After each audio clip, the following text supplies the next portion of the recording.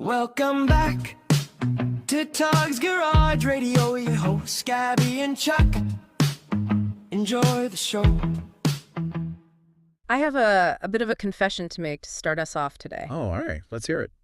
Well, when you hear the phrase smart home, what is the very first thing that pops into your head? Oh, I know where this is going. Right, because if you're anything like me, you probably immediately think of, ultimate control. Yep. You think of walking into a room and having the lights just seamlessly fade up by themselves. Like magic. Exactly. Or your front door locking automatically as you drive away. Or, and this is my personal favorite, tapping a button on your phone from bed to start the coffee maker downstairs. The dream. It is. I always thought building a smart home meant automating absolutely everything in sight. Yeah, and look, it's a very appealing vision, but it's also a massive trap. A trap. Yeah, and I use the word trapped intentionally here. Jumping straight to the control phase is basically the single most common mistake people make when they start bringing technology into their home infrastructure. Which is completely counterintuitive, right? Because the control part is, well, it's the fun part. Mm-hmm. Oh, absolutely. It's what feels like living in the future. Yeah. But I guess that brings us to the mission of our deep dive today. Let's get into it. We have this really fascinating stack of project files, blueprints, and notes from a series called Tug's Garage. Yeah, Shane's work? Right, the creator, Shane. And he has this approach to home technology that completely flips that standard automate everything script totally on its head. He really does. So today, we're going to decode what a truly intelligent home actually looks like for you, the listener. And, the Tug's Garage philosophy is so unique because it isn't born out of Silicon Valley gadgetry, right? Right, or just consumer electronics marketing. Exactly. It's heavily influenced by an industrial background. We're talking about someone with years of experience as an industrial electrician, a maintenance technician, Wow. and a controls integrator working with really heavy production equipment. So dealing with massive factory motors and assembly lines, not just, suburban living room lamps. Right. And in that heavy industrial world, if a machine goes down, a factory loses like thousands of dollars an hour. Oh, man. Or worse, someone gets physically hurt. So safety, reliability, and uptime, those are the core requirements. Then you're just nice to have features. No, not at all. And because of that background, there is this very specific mantra that guides every single project we are looking at today. The golden rule? Yeah, the golden rule of Tug's Garage, which is observe first, understand second, control last. Okay, let's unpack this. Observe first. Understand second. Control last. Mm-hmm. I'm going to be honest, that completely challenges my whole turn on the coffee maker from bed dream. I'm sorry to ruin it for you. If I'm buying technology for my house, I want it to do the work for me. Why would I spend all this time just watching a machine run? Well, because building control, without building awareness first, creates incredibly fragile systems. Fragile how? Think about what happens if you automate something blindly. You are forced to react only after the equipment fails. Okay.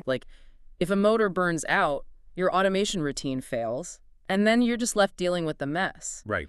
The industrial mindset advocates for something called predictive maintenance. You want to understand the failure modes before the failure actually occurs. And you can only do that by observing. Exactly. So rushing to automate is basically it's like a doctor prescribing heavy medication before they've even bothered to check the patient's vital signs. Yes. Monitoring is taking the home's pulse.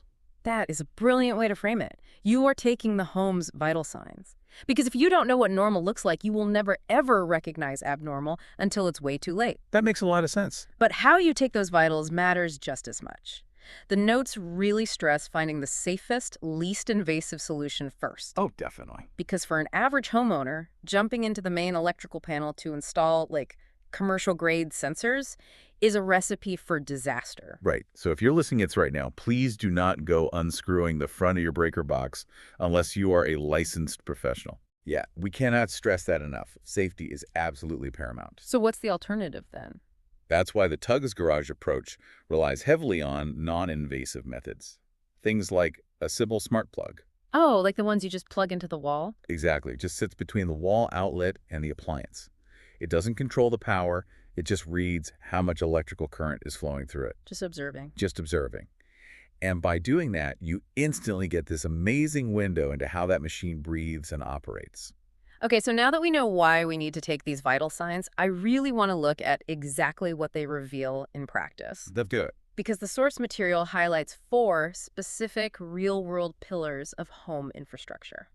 Let's start with one of the most critical appliances, the freezer. Ah, the standalone freezer. It is the perfect showcase for monitoring over control Why is that? because you never, ever want to automate the power to a freezer. Oh, right, because if it accidentally turns off, If a smart relay glitches and turns off, you lose hundreds of dollars of food. what a nightmare. Exactly. So instead, you use that non-invasive power monitoring plug we just talked about to simply watch the electrical current and track the compressor cycles. Because a freezer isn't just like a magical box of static cold air. Right. It's a mechanical system. The compressor physically pumps refrigerant to cool things down, then it shuts off. Yep. And then the temperature slowly rises and the cycle just repeats. And every single time that compressor kicks on, it creates a very distinct electrical signature. Oh, really? Yeah, you'll see this sharp spike in power as the motor starts, then a steady draw of wattage while it runs. And then a drop back to 0 when the cycle finishes. Exactly. And over a few weeks, you establish a clear baseline. You know that, on average, the compressor runs for, say, 20 minutes and then rests for 40. I see where this is going. So what happens when the coils on the back get completely caked in pet hair and dust? Or the rubber seal around the door starts to crack. Right. Well, the system has to work harder. The trend analysis will literally start to shift. So you'd see the numbers change. Yeah. Maybe the compressor starts running for 45 minutes instead of 20. Or the baseline power consumption just slowly creeps up over the course of a month. Even though the freezer is still keeping your food cold. Exactly. You wouldn't notice anything wrong just by opening the door to get some ice. But the data shows that the unit is really struggling. You literally see the warning signs that are completely invisible to the naked eye. Yes. So you clean the coils or replace the gasket on a random Tuesday rather than waking up on a Sunday morning to, like, a puddle of melted ice cream and spoiled meat. That is predictive maintenance in a nutshell. Okay, that makes perfect sense for an internal rhythm like a freezer. But what about systems that have to react to the outside world? Like what? Well, that brings us to the second pillar in the sources. The sump pump. Ooh, a big one. Yeah, this is huge for anyone with a basement. When it's pouring rain outside, my sump pump is constantly kicking on. How do you know if the pump is actually struggling, or if it's just doing its job during a massive storm? Context is everything here. If you only measure how many times the pump turns on, you are really missing half the story. So what's the Tug's garage method? It involves layering your data. You track the electrical run times of the pump, just like the freezer, but you pair that alongside local weather data and rainfall totals. Oh, wow. So you're overlaying the environmental baseline with the mechanical baseline. Yes.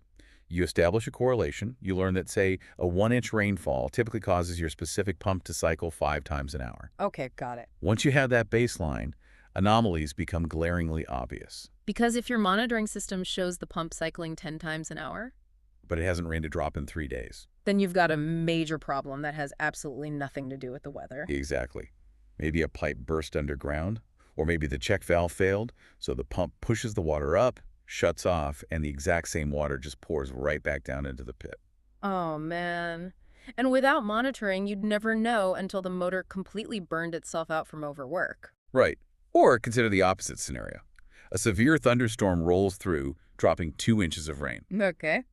The power in your house is perfectly fine, Mm-hmm. but the data shows your pump hasn't cycled once in 3 hours. Oh, wow. Yeah. The float switch might be physically stuck. Yep. The pit is probably overflowing as we speak. But because you understand the normal behavior, your system can send an alert the very moment that expected correlation breaks down. You catch the unusual silence before the water reaches your drywall. Precisely. Okay, monitoring a critical flood prevention tool makes total sense. I'm with you. But I'm going to push back a little on the third pillar mentioned in the notes. Oh, it hit me. The dehumidifier. Honestly, is it really that hard to just walk downstairs and look at the plastic water bucket? I hear that a lot. I mean, are we over-engineering a solution to a problem that doesn't really exist? It's a really fair question, but looking at a bucket only tells you if it's full right this second. It tells you absolutely nothing about the efficiency of the machine, and that efficiency directly impacts your electricity bill. A portable dehumidifier is basically a small air conditioner. Right. It has a compressor pulling moisture out of the air Right. and a fan circulating that air. And they use a surprising amount of electricity. A huge amount. Now let's say the bucket fills up. Okay. The internal float switch triggers and it shuts off the compressor so it doesn't overflow onto your floor. But on a lot of models, the fan keeps running indefinitely. Really? Yeah, or it constantly cycles the fan on and off just to sample the air. Oh, I hadn't thought of that at all. So Yeah. it's sitting there, spinning a fan, burning electricity, but pulling zero moisture out of the air because the bucket is already full. Exactly. Yeah. So if you monitor the power, you can see the distinct high wattage electrical signature of the compressor running. Versus the low wattage signature of just the fan running. You got it. If your monitoring system sees the power drop to that fan-only level and cross-references that with a humidity sensor showing the room is getting damper. Then the data is telling you the bucket is full, but the machine is still wasting power. Yep. You don't have to guess, and you don't have to keep doing that basement walk of shame just to check an empty bucket. And it goes deeper than that, too. How so? Well, by graphing the power usage against the room's humidity over time, you actually learn if your dehumidifier is sized correctly for the space. Oh. Yeah, if it runs for 24 hours straight and the humidity barely drops, you need a bigger unit. If it cycles on for 2 minutes and shuts off, it's short cycling. And you can't learn that just by looking at a plastic bucket. Exactly. Okay, I stand corrected. The data is legitimately saving you money. It really is. And that actually transitions perfectly into the fourth pillar because we're talking about things you can't easily see. Right. The well pump. Yeah. For folks living outside the city, a well pump is basically the heart of the house. No pump, no water. Right. Yeah. And it's buried hundreds of feet underground. It is entirely hidden from view. You only experience the result, which is the water pressure at the faucet.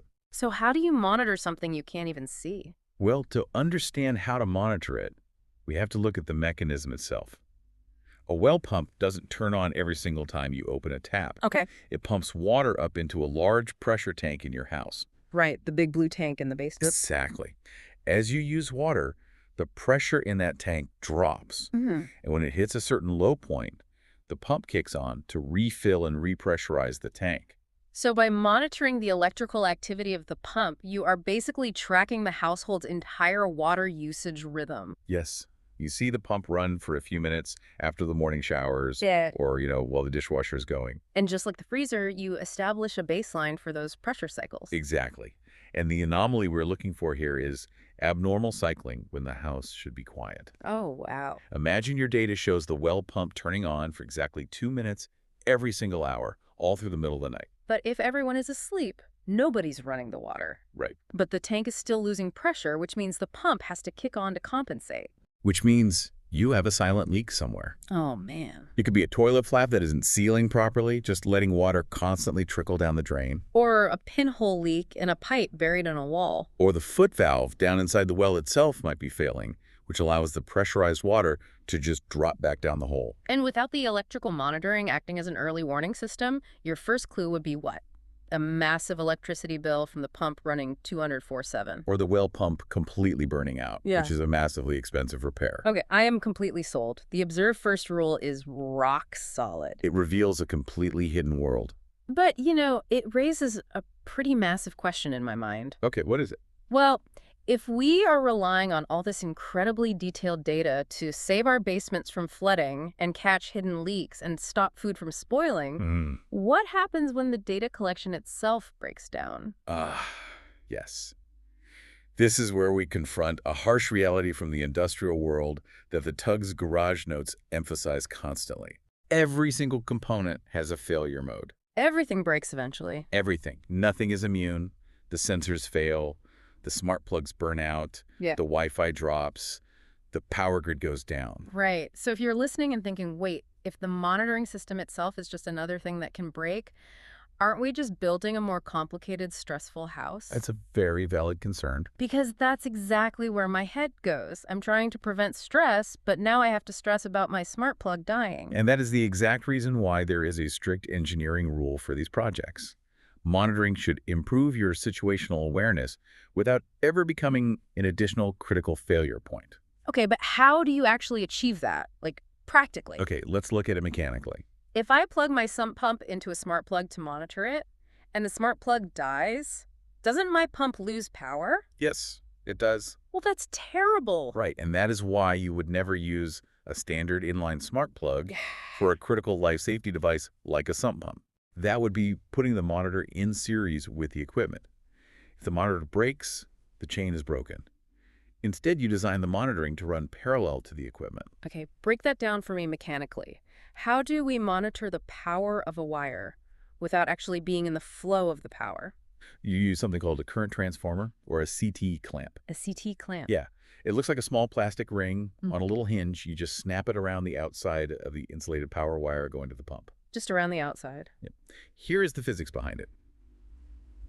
Every time alternating electrical current flows through a wire, it generates a tiny magnetic field around the outside of that wire. Oh. And the CT clamp is just sitting there feeling the magnetic field. Right, exactly. It's not actually touching the copper wire inside at all. Precisely. The sensor is just watching from the sidelines. That's brilliant. So if that CT clamp gets struck by lightning and literally explodes, the actual power wire going to your sump pump is completely unaffected. The pump doesn't even know the sensor was there. Exactly. It just keeps pumping water. So the primary function of the equipment is completely protected from the failure of the monitoring system. Yes. You lose your fancy data, sure, but your basement stays dry. That is so elegant. You never compromise critical infrastructure for the sake of data. But the notes go even further, dealing with redundancy. Redundancy. Because sensors do fail, you rarely want to rely on a single source of information. You want layers of awareness. Like having two people verify a story before you publish it. Exactly. Let's go back to the freezer for a second. Okay. If your monitoring system suddenly says the power draw is 0, what does that mean?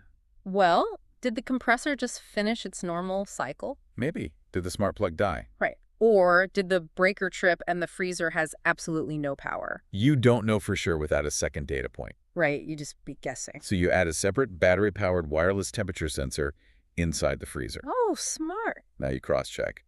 The power draw is 0, but the temperature is holding incredibly steady at 0 degrees. The compressor is just resting. Everything is fine. Exactly. But if the power draw is 0 and the internal temperature is rising rapidly, You have a verified problem. The primary indicator is confirmed by the secondary indicator. you got it. Okay. There is one more huge vulnerability we have to talk about when it comes to failure modes. The cloud. Yes, the cloud. So many smart home gadgets today are completely dependent on the internet. And relying on the cloud is a critical flaw when you are trying to build reliable home infrastructure. Why is that? Well, think about that sump pump again.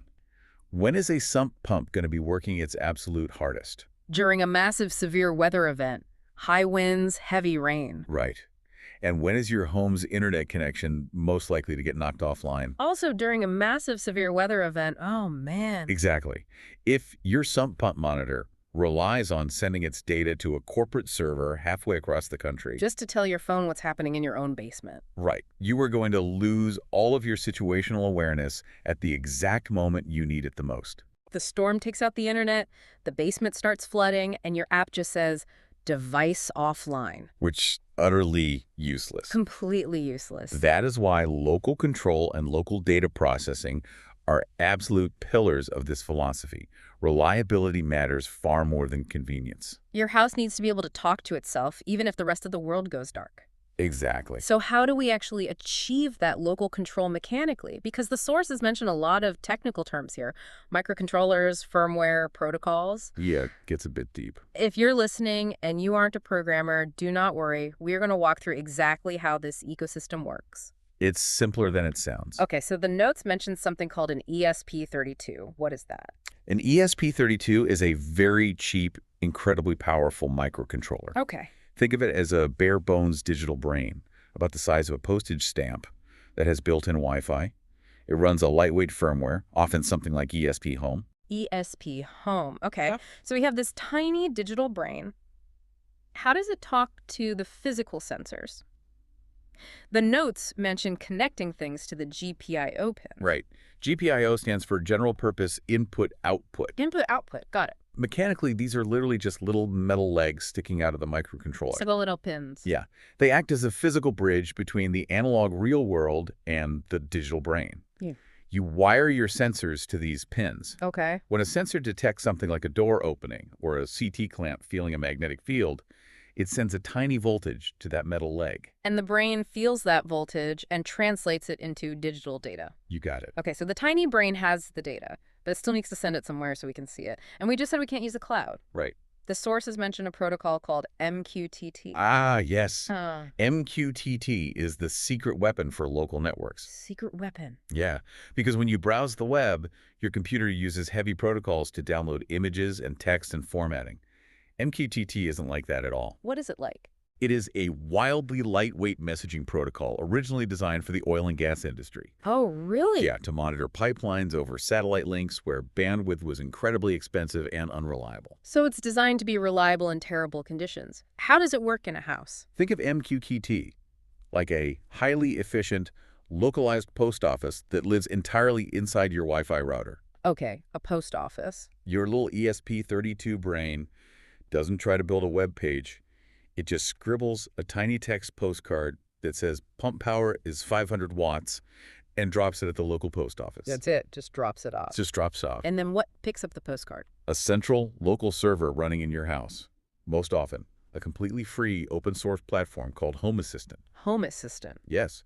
Running on a small computer plugged directly into your router. Home Assistant acts as the central dashboard. So it picks up the postcard, reads the data, graphs it, and triggers an alarm if needed. Precisely. And all of this happens entirely inside the four walls of your house. Every bit of it. So even if a falling tree severs the fiber optic cable on your street, taking out your internet, As long as your local Wi-Fi router and your Home Assistant server are plugged into a battery backup, your ESP32 sensors are still reading the physical pins, still dropping off postcards at the local post office, and your server is still sounding the alarm if the basement starts flooding. you maintain complete situational awareness in a total communications blackout. Wow.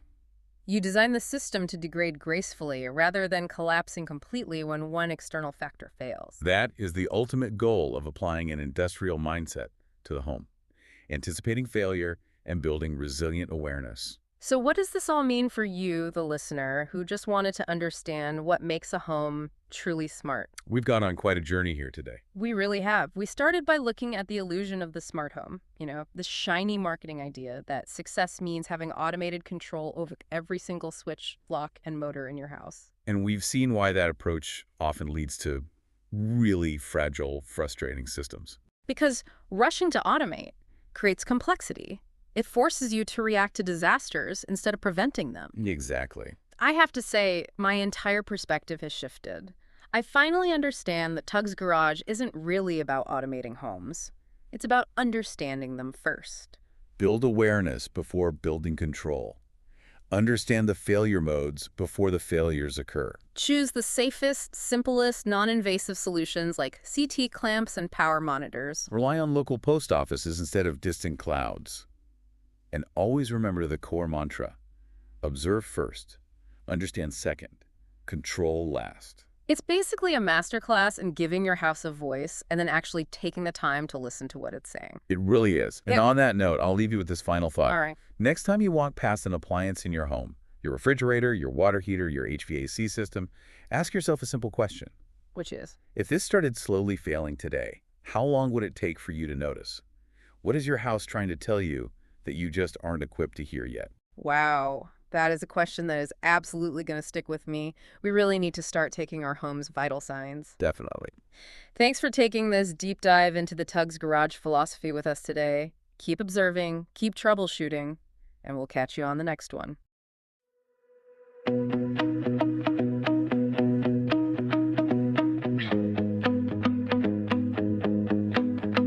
Thanks for hanging out with Gabby and Chuck.